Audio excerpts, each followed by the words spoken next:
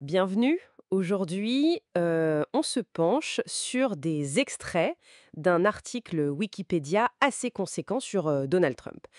La source couvre sa carrière d'homme d'affaires, médiatique et bien sûr politique, ses présidences aussi. Notre but, c'est d'extraire les points clés, les lignes de force de ce parcours tel que l'article les présente. Alors, allons-y. Oui, et en effet, ce qui frappe tout de suite dans cette source, c'est cette trajectoire multiple. Ça commence bien avant la politique, hein. L'article, en fait, dépeint un personnage assez complexe dès ses débuts. Le texte nous ramène à 1968.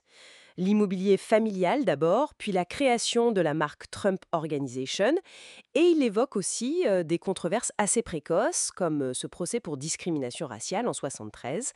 Roy Cohn est mentionné, son avocat, comme un mentor. Est-ce que la source suggère que ça a, disons, forgé une certaine approche? Bah, c'est une lecture possible, oui. D'ailleurs, l'article met ça en parallèle avec des épisodes financiers plus agités. Il détaille 6 faillites d'entreprises qui sont liées à Trump entre 91 et 2009. On parle du Plaza Hotel, des casinos, Ah oui.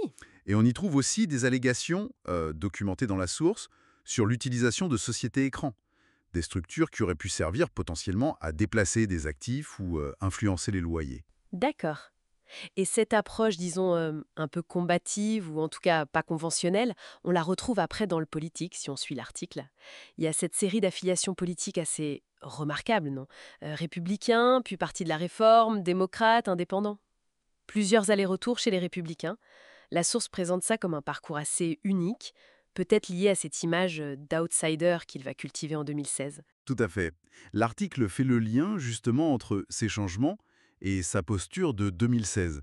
La critique virulente des médias, la promesse de renégocier les accords commerciaux, le durcissement sur l'immigration, avec le fameux mur. Le mur, oui. Et la source cite d'ailleurs des analyses qui qualifient certains aspects de sa rhétorique de campagne comme explicitement clivants, sur des bases raciales ou de genre. Et pendant sa première présidence, donc 2017-2021, le texte met en avant des décisions assez fortes. La loi de 2017 sur les réductions d'impôts, une hausse du déficit fédéral.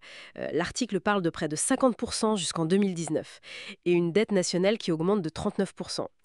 Côté environnement, le retrait de l'accord de Paris, l'annulation de pas mal de réglementations. Plus d'une centaine, oui. Mais au-delà des politiques elles-mêmes, ce qui ressort aussi très fort de l'article, c'est l'instabilité interne qui est décrite. Un taux de rotation du personnel record est mentionné. 34% la première année. 61% des conseillers principaux partis en juillet 2018. C'est... Hmm, impressionnant. Et à ça s'ajoute bien sûr la nomination de 3 juges conservateurs à la Cour suprême et les 2 procédures d'impeachment. La première liée à l'Ukraine, la seconde pour incitation à l'insurrection après l'attaque du Capitole du 6 janvier. Justement, le 6 janvier, l'article s'attarde sur la période juste avant l'élection de 2020. Il décrit comment le doute a été instillé sur l'intégrité du vote, surtout le vote par correspondance, et le refus de s'engager clairement pour une transition pacifique, puis ce fameux rassemblement du 6 janvier 2021, où il appelle ses partisans, selon les mots rapportés dans l'article, à marcher sur le Capitole et à se battre comme des diables. Et l'article se projette ensuite. Alors là, il faut bien souligner le caractère hypothétique de cette partie de la source. Hein, c'est basé sur des plans de campagne, des déclarations. Il se projette sur ce que pourrait être un second mandat débutant en 2025. Il décrit des scénarios comme des licenciements massifs dans la fonction publique fédérale, dès le début. Hein. Plus de 30 000 fin février, c'est le chiffre cité. Le démantèlement d'agences comme l'USAID ou le département d'éducation, avec l'idée d'un nouveau département dirigé par Elon Musk.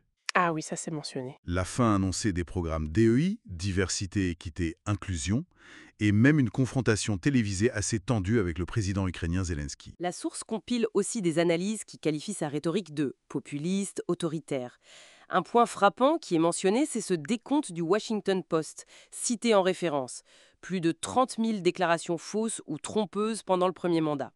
Et le texte rapporte ensuite des études qui, elles, suggèrent un lien possible entre certains propos et une hausse des crimes de haine. Pour ce qui est de l'image publique, l'article cite des sondages.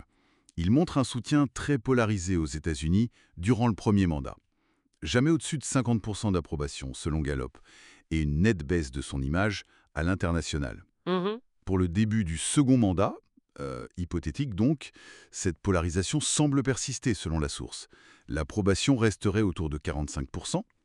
L'article va même jusqu'à des détails personnels, comme cette anecdote rapportée où il aurait dicté lui-même une lettre sur son état de santé en 2015. Bon alors, qu'est-ce qu'on garde de cette traduction rapide de l'article? On voit se dessiner à travers cette source Wikipédia le portrait d'une personnalité publique qui navigue entre affaires, médias, politique. Un parcours jalonné, selon le texte, de réussite, mais aussi de controverses répétées, de ruptures politiques assez radicales et d'un style de communication hors norme. Exactement.